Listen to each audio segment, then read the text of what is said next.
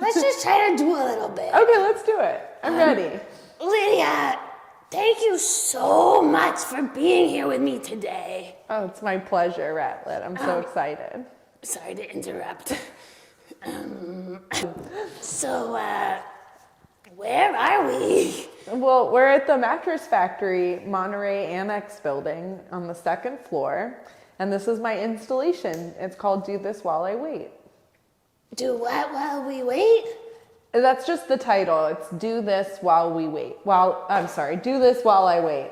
That's cool. Where'd you get that title from? That's a good question. I actually got the title from this meditation tape that I was listening to, and that is part of the idea behind the artworks that I made. Ooh, I'm embarrassed to say, I don't think I've ever meditated. No? Never? Do you know what meditation is? No, could you explain it? I can tell you how I would define it. I think it's I think there's a lot of different ways to do it, But in this case, meditation is sitting down in a quiet space and trying to clear your mind, trying to just quiet your thoughts down and get your brain to stop thinking in like words and pictures and just be still. That sounds really nice. It is, but it's pretty hard. I think it's pretty hard because I'm just so my I don't know about you, but I just feel like my brain can be really overactive. Oh yeah, I know exactly how you feel. Yeah. What kind of thoughts do you have trouble stopping? Like, what do you think about at night when you're trying to go to sleep? Oh, my mind just goes to this place that I think might be real, but I really only know it in my mind. I call it the mid-sized city of make-believe. Whoa, the mid-sized city of make-believe, and it's, you say you can only go there when you're falling asleep? Or I only in my mind. Wow. Mm-hmm. But although I do have a train that goes there. A train in the real world or a train in your mind? I think it's real. Whoa. Can I get on the train? I think so. I love riding the train. Yeah, but I need to set it up for you. Okay, well let me know. Some other day. Let me know when you're ready. I love a train ride. Yeah, actually I think we're gonna put the train in here. In here? Yeah. With my sculptures? I wish. Oh, me too. I feel Maybe they could be together in our meditation. Oh, I would love that. Yeah, we can go to this mid-sized make-believe city and imagine the train and my sculptures together. I think that would be amazing. I would love that. I would love that too. I'm looking around, and can you tell me more about, like, I see brooms. Yeah. What does the brooms have to do with the thinking quietly and meditating? That's a really good question. I think, I can, that's sort of the backstory of this installation, so I'll tell you a little bit about it. But for a while now, I've been thinking about this idea of like writing a novel as a way to come up with ideas for sculptures. And so this is part of that. That's so cool, Lydia. Oh, thanks, Ratlet. That's so sweet of you. Actually, speaking of theater. Yeah. How were you thinking about theatricality? Theatricality. Theatricality. What's the word? Theatricality? Theatricality. When you were putting these brooms in here and lighting it. You all can't see, but there's some amazing onion lights behind me. Back there. Yeah, right back there. Right behind Ratlet. I don't know. I think theatricality is something that definitely came into play. No pun intended. Wah, wah, wah. You're funny. Thank you. Because I think just trying to sort of like create an environment in the installation where visitors, people visiting the museum, could kind of put themselves in the mind of this character. So I think that the dramatic lighting has to do with me just trying to recreate a kind of like a fake version of what you see when your eyes are closed. Oh, fake. Okay. That's really interesting. Or artificial, maybe? Yeah, can you tell me a little bit about, like, how do you think about fake and real, and maybe what is different between fake and pretend or fiction? Wow, that's... Too much? Oh, wow. No, that's great. Let's start there. Let's see where we go. I think that's such an interesting question. I think that's definitely the larger project that I'm thinking about, that I'm working on, is dealing with those ideas about, where does fiction come from? Yeah. It's often like, and when I listen to people who write novels and who write stories talk about how they come up with the stories are always kind of these almost dreamlike collections of aspects of real life that are kind of threaded together to create a fiction. But the best fictions kind of echo real life, and so they feel really real. And so I'm just really interested in how we can go in and out of inventing something out of things that we really experienced, but creating something fictional from something real.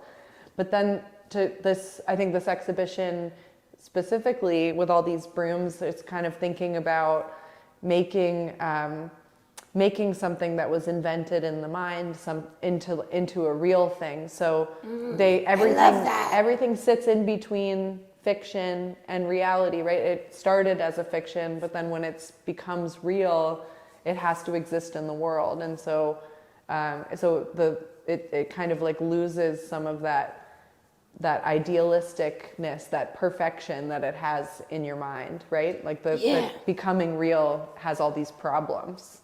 Ooh, that's so interesting, Lydia.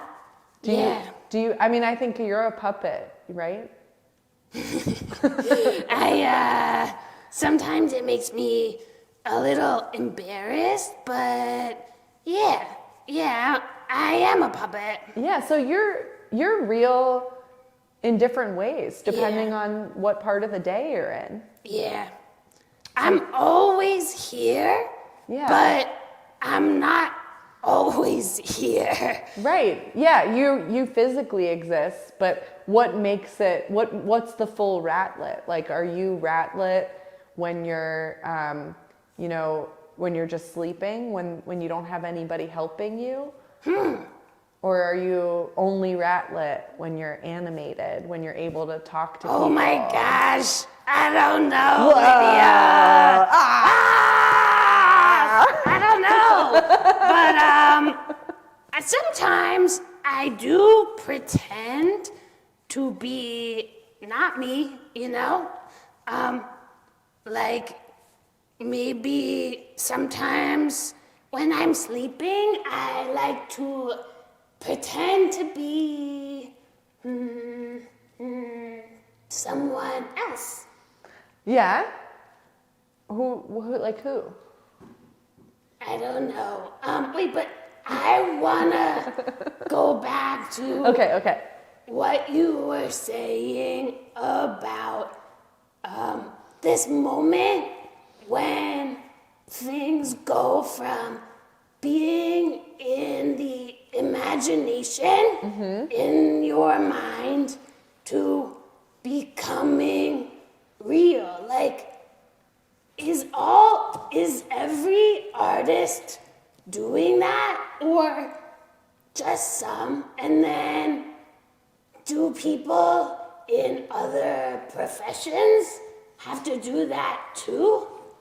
I'm not the authority on this subject, but I think a lot of artists do this. Yeah. I don't think all artists do this. I think that I can think of a lot of artists that work with things that already exist, that are already real, and kind of bring them together to make something new, which is, I guess that's similar, but it's a little bit different, right? It's sort of like telling a new story using existing parts that are already there. But I think that people constantly have to use their mind to imagine a solution to a problem and then deal with the reality of trying to solve that problem, right? And think about like, think about like cooking is like a great example. Oh, yeah. Where you're like, food, right? Easy thing to think about. We all have to eat.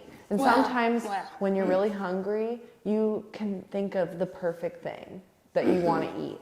And you go to your refrigerator and you open the refrigerator and you look inside and you're like, I have all the ingredients.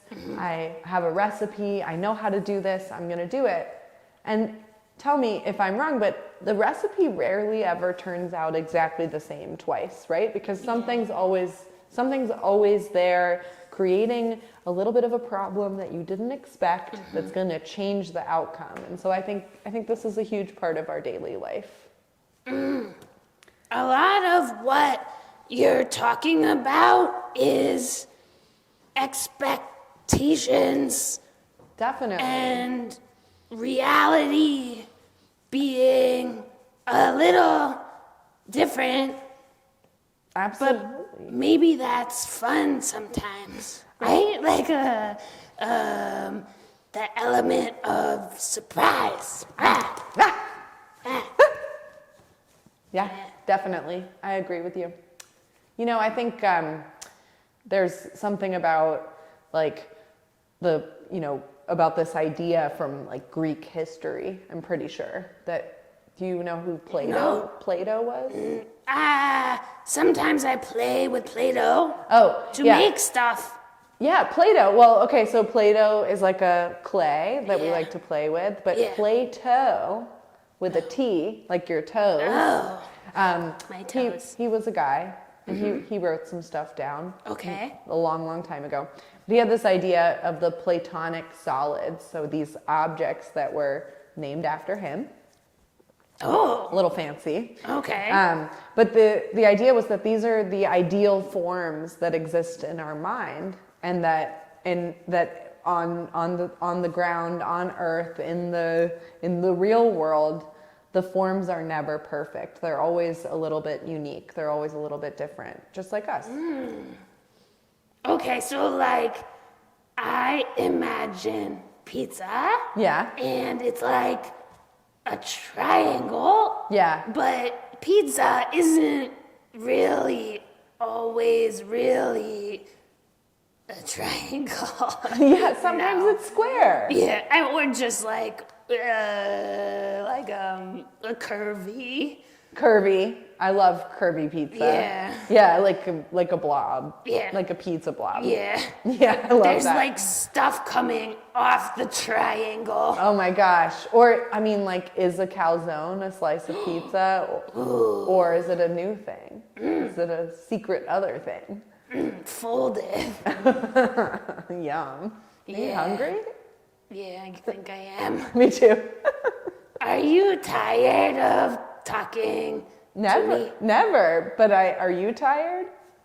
Well, I have a question. Okay, what's your question? Am I still looking at you? You are. You are. Yeah. Oh, great. Definitely. You're making great eye contact right now. Thank you. I have a lazy eye, and it's hard for me. Oh, well, I didn't even notice. Oh, thanks. You know, and so you're doing great. Thanks. Yeah, totally. Is there other stuff you'd like to tell people about in your show? Well, if you want, I could show you a few of the things that Annette imagined. Yeah, I would love that. Okay, cool. Well, let me see what's around me. Let's see. All right, well, we can start here. But I can't remember if this is like... This is so special. Okay. To get to see art. And Lydia is touching it. I'm allowed to touch it, but what at an art museum you really shouldn't touch the art without permission. Yeah, that's good to know. I like to touch things. Me too, everybody does. Yeah. It's so tempting. What's this? So this is one of the brooms that I made that was in Annette's mind, and this was one of the first ideas I had about this project. So I thought I'd show it to you. Can you tell what this thing is at the bottom of the broom? It looks like maybe a book? You're right, it is a book. Oh, cool. It's a book that was called Instant Vocabulary. And so, what's that? Sounds like noodles. Oh, wow, like noodles. Instant. Like instant noodles. Totally. Well, it's very similar to that, like the way that instant noodles is like a really fast way to get a good meal, get a full belly. Yeah. This is a book that was kind of similar, but for words and for your mind. And so it's a book that's designed to help you learn how to kind of recognize what makes up a word. Whoa. And so languages are kind of built by putting blocks of information together in different formations and different arrangements to get words and sounds and ideas across. And so this book teaches you how to kind of teaches you about the roots of words, the building blocks inside of words. Okay. Cool. So why am I telling you all of that? You don't know, right? I don't know. I don't know. You tell me. Okay. I'm getting there. So one of the ways that I was thinking of, I was thinking through Annette's project, Annette's problem, is that she might be separating the things in her life that she's trying to get ordered, that she's trying to organize by a kind of category. And so one of the things that causes us all a lot of, grief or we think about a lot is like the way we talk to people. So sometimes you have a conversation with somebody and you just keep playing it in your mind. Like, I wish I had said this. I wish I hadn't said that. Yeah. So, right.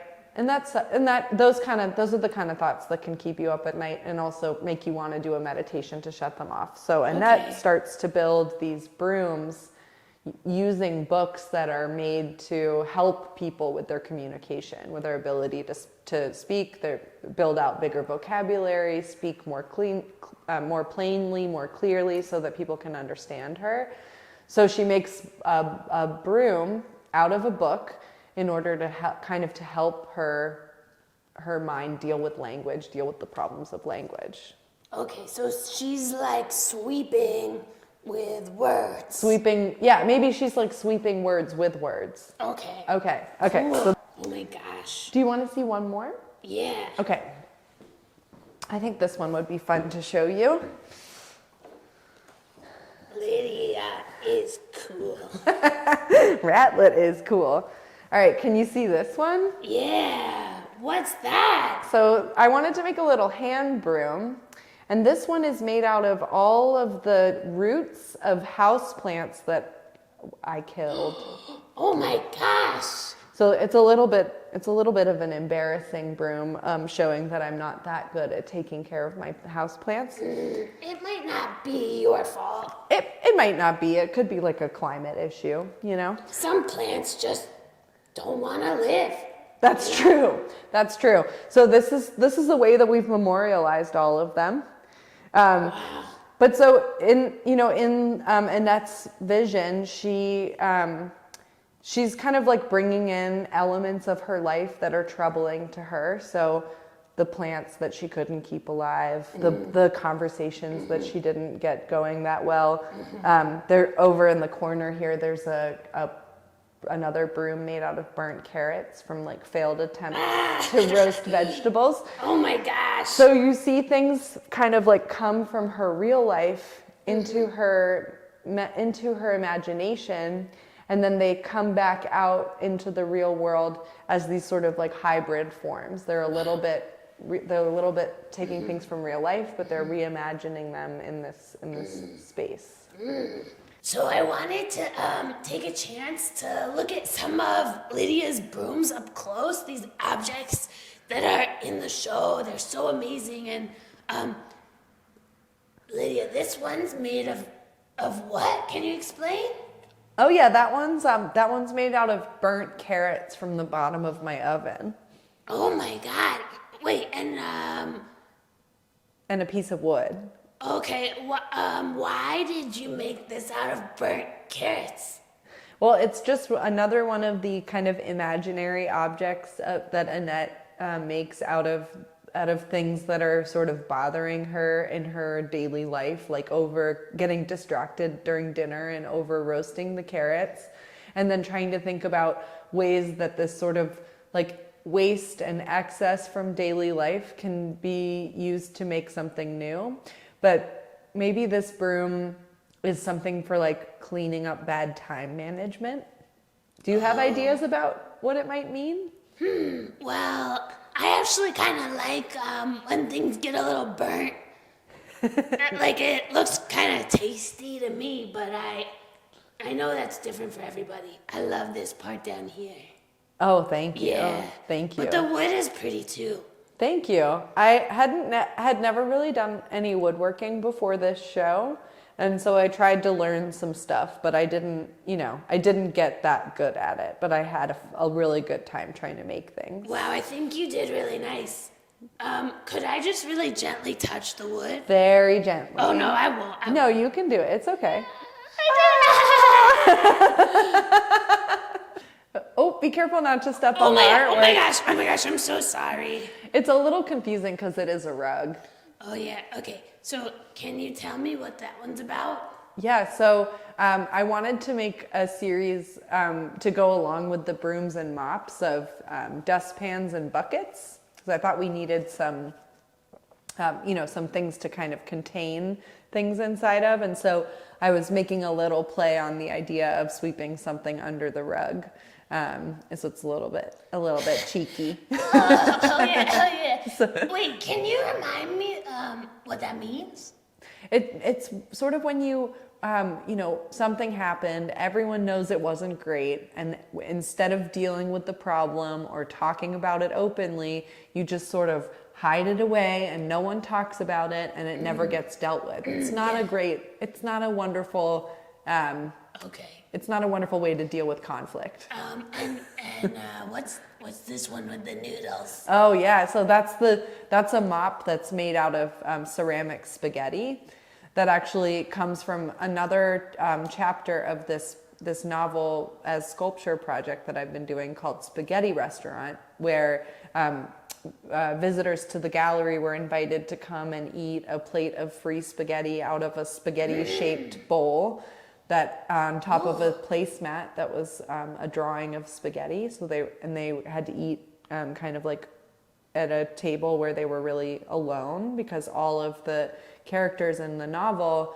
as a rule, have at least one experience where they have an existential or kind of like they feel really happy, or they feel really sad, or they feel really reflective while they're eating a bowl of spaghetti. Oh my gosh, I love spaghetti. Me too. It's one of my favorite foods. That's interesting though. That sounds a little like a sad spaghetti situation. Sometimes it's sad, but sometimes it's nice to eat alone. Okay, last one. I was wondering, the buckety one over there, what's that? Oh yeah, so that is one of only 3 buckets in the show, and it's a bucket made out of a pillowcase. Oh my goodness. So is it about sleeping? Definitely. I love to include artworks. In all of my artwork, I like to at least have a little bit of a reference to something either being made in bed or happening in bed. I like to think about the parts of our everyday life where we get to have moments of reflection, or moments where we get to kind of think in a more relaxed way, in a less stimulated way. And so I liked the thinking about the pillowcase is like a container for your dreams, for ideas, for sleep, all of these different zones. So I thought a pillowcase and a bucket worked really well together. Oh, I love that, like a dream bucket. It's like a dream bucket. Cool. And it holds water because it's rubberized. So You know what? I'm I'm a little embarrassed to say, but sometimes I drool on my pillow, and I feel like this would come in handy. It would, but it probably wouldn't feel that nice against your skin. Yeah, I see what you mean. I feel like the last thing I could maybe tell you is that in the room you also see a lot of objects that are just kind of plain. They're painted the color of the room. Oh, wow, I love this color. I'll tell you about the color in a minute, but so I just wanted to point out that these are meant to be kind of placeholders or props that represent things that Annette imagined but forgot about, or things that she hasn't imagined yet. So they're kind of like they're just representatives of of things that have come and gone. Okay, a symbol. Yeah, like a symbol, exactly. Okay. Does that make sense? Yeah, can you tell me about the color now? Oh yeah, absolutely. So one of the things that I wanted to do with the installation, like I've told you, was to imagine, kind of recreate the scene inside of Annette's mind. And so I was trying to find a color that seemed close to the color that you see when your eyes are closed. Whoa, okay. Okay. Oh my gosh. And so I picked a bunch of colors, and I went up to a bunch of people that I knew and didn't know and asked them to close their eyes and try to think about what that color is. You want to do it together for a second? Yeah, but I might need your help. Sure, let me put closing this my down. eyes. You got it. 1 second. All right. So I'll help you. Thank you. I'm gonna put my hands over your eyes right now. Is that okay? Perfect. Okay, ready? 1, 2, 3. Okay. All right, now focus and try to think about what this color looks like. It might be different for you because you're a ratlet and I'm a person, so maybe it's a little more purple. All right, are you ready to open up?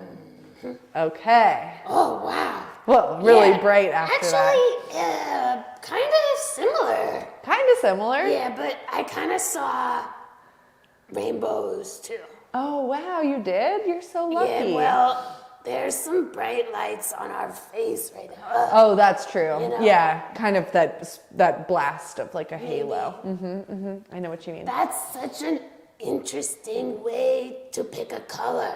It was the first time I ever did that, and I think it was interesting. You know, another reason why this color won the game, won the, I can't think of the word. Yeah, one of the reasons this color won is that it had a great name. Ooh, and that what was it? really made a big difference to me. Porpoise. Ooh, I like know. the animal. Yes, like the animal. I just loved that. I always liked dolphins and water creatures. Cool. So cool. Okay, thank you so much, Lydia, for telling us more about your show. I think you're an amazing artist and person. Oh, Ratlet, thank you so much. I'm so honored to be on your show. It really means the most to me. Yeah, thank you. Thank you. I can't wait to see it. Can I just have a small hug? Oh, yeah, absolutely. Thank you. Okay. Okay. Yeah.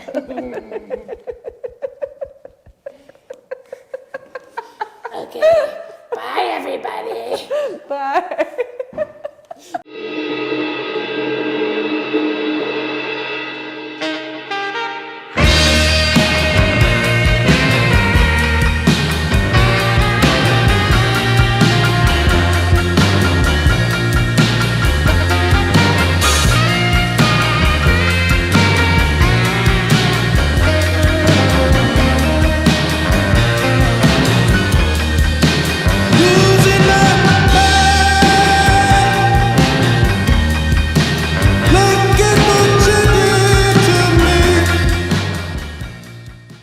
Okay. Thank you. You're welcome. There's something back there you guys just can't see. See? You don't know what it is. No. I think this should be part of the video. Oh, thank you so much. You're so welcome. You're so polite. Oh, thanks. Such good manners. My mom would yell at me if I wasn't. Aw, that's good. Who's your mom? So my mom was a rat, and my dad was actually a pig. Oh, interesting. So I'm a little rat and a little pig. Oh, ratlet. Yeah, Like piglet and a rat. yeah. I get it. Is that enough? No, that doesn't. Okay. I mean, at some point, people just have to accept that this is a cardboard box, you know? That's true. I know what you're saying, but it's theater. It's the theater. You're right. Okay. How's my sweatshirt look? Your sweatshirt looks great. I might zip you up a little bit so we can't see your neck seam. Thank you. You're welcome. Not gonna be able to keep a straight face. I know it's hard because you know it's me. I'm gonna try to ignore you though. Okay, this is good though. I need to practice. If you could give me feedback, feel free, because sometimes I forget to open my mouth when I'm talking. You're doing great right now. And sometimes I might not make great eye contact. I have a little social anxiety. I do too. I totally understand. And sometimes I forget to move my hand. Yeah, it falls asleep a little bit or something like that. It's embarrassing. Like I just, it's like, where is it? What's it doing?